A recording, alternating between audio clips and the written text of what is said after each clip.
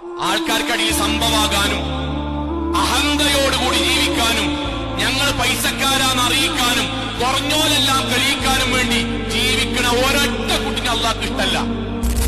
ഒരു കുട്ടിനെ അള്ളാഹ്ക്ക് ഇഷ്ടല്ല. ഇതാണ് നമ്മുടെ കുടുംബം പൊട്ടിന്റെ രണ്ടാമത്തെ കാരണം.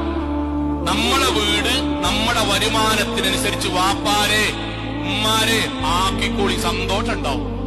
അല്ലെങ്കിൽ വീട് കയറ്റിയിട്ട് AC വെച്ചിട്ടും നിന്ന് വിയർക്കേണ്ടി വരും.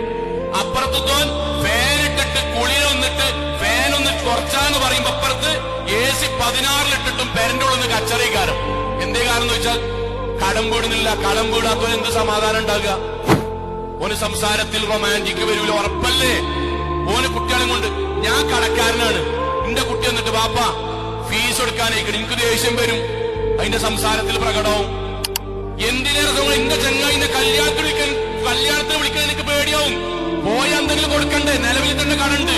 നമ്മളെ കല്യാണം നമുക്ക് ടെൻഷനായി, കുടുംബത്തിലെ നിക്കാഹ് ടെൻഷനായി, നാട്ടിൽ നടക്കുന്ന ഏതെങ്കിലും സാധു മനുഷ്യന്റെ കിഡ്നിക്ക് വേണ്ടിയുള്ള ബിരിയാണി ചലഞ്ച് ടെൻഷനായി, അങ്ങാടിക്ക് ഇറങ്ങുന്ന ടെൻഷനായി. എന്തേ പറ്റിയേ?